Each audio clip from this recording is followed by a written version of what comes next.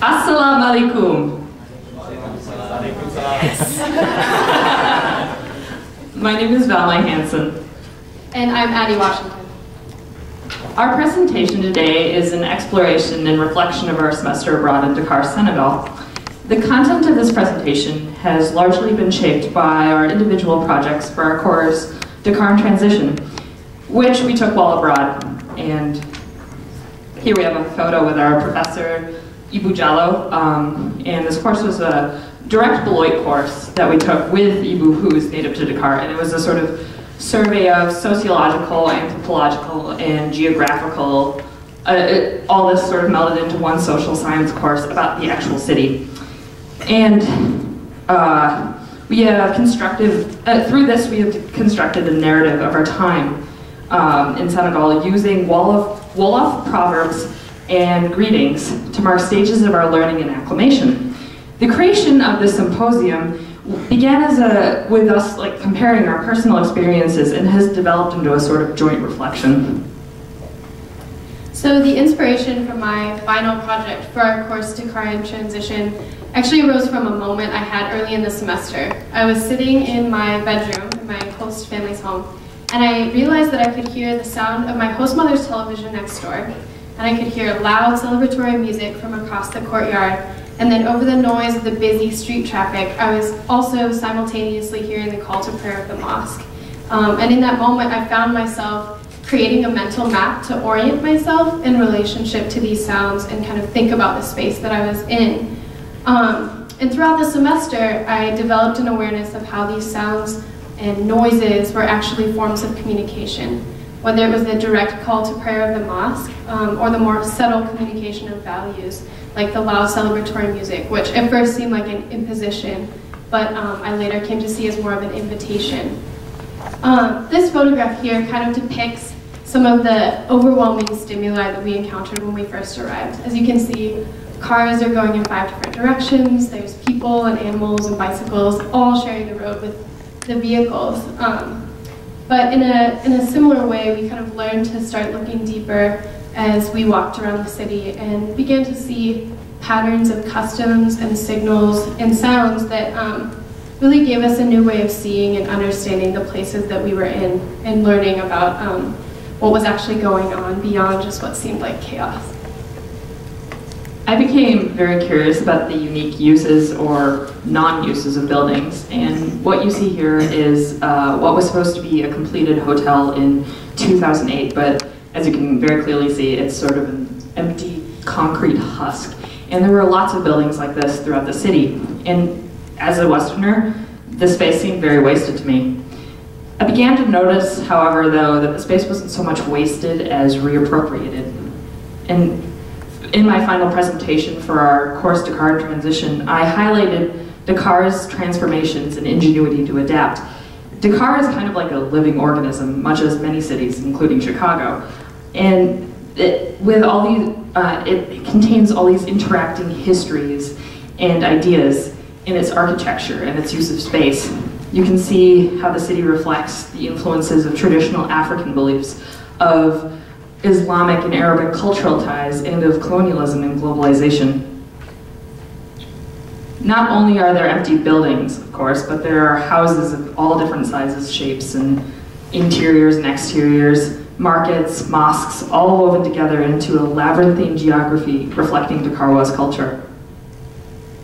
So our first home when we arrived in Dakar was the Baobab Center, home to ACI, or African Consultants International. This is us on the roof of that building. ACI is an NGO that focuses on raising public health awareness primarily, but they also do some programs for international education and language learning. And when we were there, it was a comforting place for us with beautiful courtyards and filtered water. But even more so, being at the Baobab Center was a place where we could ask uncertain questions and taboo questions, where we were recognized as students and it was okay to engage with this overwhelming stimuli that we were processing. It was also the way that we were able to connect with each other as peers and reflect and connect to home. And as we lived through those first few weeks, we were introduced to Senegalese values and proverbs kind of in our orientation course, and that was something that we would learn much more about as the semester went on. But our first lesson was on Senegalese greetings, and they go something like this. Assalamu alaikum va. Maalaikum salam. Nangede? Mangi fi Rekk. Anwa kurga? Yungafa. Alhamdulillah. Alhamdulillah. Sorry, there's one way. In this exchange, when one is asked how one is doing or Nangada, the response is Mangi fi Rekk, which means I am here, or more specifically, I am here only. It's kind of an idiomatic equivalent to I'm doing well. Much of our time at ACI was in fact spent seeking what it meant to be fully present in Dakar. This was the space where we formally identified ourselves as American college students, but we soon realized that our education, or that we didn't simply travel from our host homes to ACI. Our education transcended the classroom and spilled into the streets of Dakar. As we saw more of the city, we saw ourselves taking on many different roles given any context we found ourselves in. So as some of the other students have talked about, we experienced early on a tension between being students and being tourists, and kind of figuring out what our role was and how we saw ourselves and how we were seen by others. And this tension involved balancing kind of familiar roles, but also taking on new ones, or being given new ones. Dressing was one way that we really experienced this tension and also kind of lived through it and processed it. Clothing that was practical was ideal, something that wasn't really heavy or could get dusty easily. But it was also important for us to consider the ways that our clothing was an immediate and tangible way that we conveyed respect for Senegalese values. So in these photographs, you can see some of the different ways that we dressed when we were in different contexts. In this top photograph, we were able to visit a mosque at Touba, which is the holy city for the Muslim Murid Brotherhood. And there we dressed according to Islamic religious codes. But on the day-to-day basis, we wore clothing like you might see in this bottom picture when we went on a trip outside of the city. And we would wear clothing that was much more similar to things that we might wear every day on campus or at home. And we found that, in general, clothing in Senegal is more formal than what we're used to in the States. And so we ended up oftentimes pairing our clothing with clothing that we acquired there to sort of, it ended up being a little bit of a hybrid presentation of ourselves, and that was something interesting that we talked about all the time. Through the clothing that we wore, we demonstrated kind of knowledge of, but also appreciation for unspoken aspects of Senegalese culture. There's also a way to claim and share part of our own identities and demonstrate that to those that we were with. And we were learning how the Senegalese value dress and what messages they communicate through it. Visiting the market early on revealed how clueless we were about common prices, how to interact with vendors, and overall just how to bargain, or in Wolof, waxale. So pictured here is ACM, which is normally more bustling than this, and it's a market known for its fabrics.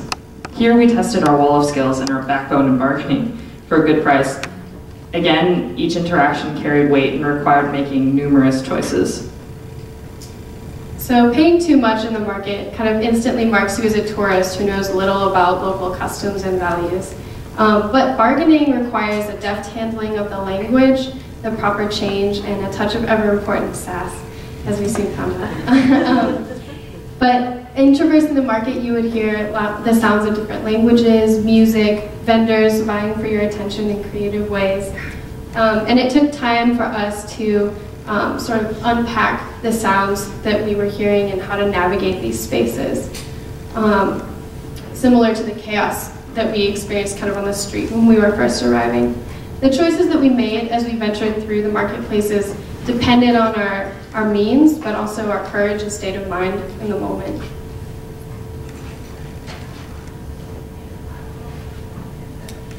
Also, another place fraught with decisions and need for confidence was the boutique, and here's a pretty good example of one which is also at a market. These small shops abound in Dakar, and there are sometimes about 5 to a street, hundreds in each of the neighborhoods in Dakar. Everything is fixed price, but items for sale range from water, bottles of water, medicine, bread, which people eat every day, as well as other various snacks and meal supplies and other household supplies.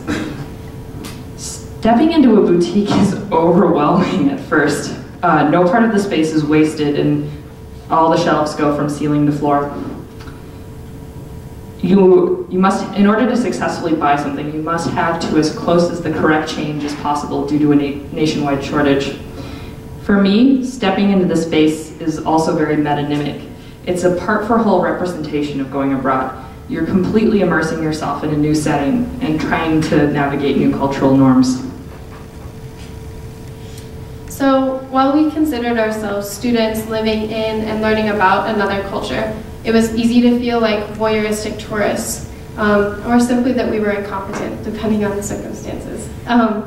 But with time, we began to see that the process of not only recognizing cultural values and norms, but finding a place for yourself within them is a slow and steady process. It doesn't happen overnight. A well-known Wolof proverb, forgive my pronunciation, but "Ndank moy jab golo chinai" means step by step you catch the monkey in the jungle. And that was something that kind of became a staple of our vocabulary, and we really embraced the step-by-step or ndank process of accomplishing simple everyday tasks like going to get the mail or buying an orange. Another difficulty was adjusting to life with the host family. While living with my host family, the Safos was probably one of the best parts of my stay. Here you get to see a delightfully sweaty picture of me with my host brother. Transitioning to Senegalese customs was very difficult, especially in such an intimate space. It required lots of confidence and patience, and I was so obviously a foreigner. My academic French didn't cover every circumstance in the household or on the street. I remember the acute mortification of my host mother correcting my French, or staring at Willie, my host brother, as completely mystified by what he said, even though he repeated the same sentence numerous times. Still, in Dunk, slowly I learned, and my host brother, Willie, and I became very good friends. We ate almost every meal together, and I feel like I truly became his friend when he felt comfortable enough asking if me and my group of friends wanted to go dancing with him and his friends. As I mentioned, during my 4 months in Dakar, what struck me repeatedly was the use of space. The non-use as well. As time progressed, I further discovered there were spaces in the city where we were expected to go, others that would break social mores and religious codes if we entered them, and places we just didn't have the cultural knowledge to enter. The club was one such space. When we went dancing, we pulled into an alleyway downtown, and Willie and his friends led us to an orange door in the side of a very dark, mysterious building. This is a place I would have never found without his help. Though at first fragile and very uncertain, we entered a new space. This was one of my first steps in discovering the truth of nitai garabam, or man is man's remedy. Willie and his friends helped us navigate a new space and regain our confidence through a very unself-conscious medium, dancing. I was an active participant in the space, also able to watch these, to my eye, marvelous dancers fill up the club. Being welcomed and accepted by Willie, a member of my host family, as well as by his friends, widened the doors for me, being solely an American student, to being recognized as myself, as Val. Man is indeed man's remedy, and I wouldn't have gained the cultural knowledge to feel confident as welcomed as more than a tourist or a student without Willie, my friend. Another example of a way in which we were welcomed into our homes and our surroundings was when we each received Senegalese names. It kind of happened at different moments, but Maimouna and Addie are names with African and Muslim roots, and by these names we were ushered into a legacy and a culture to which we had been strangers before.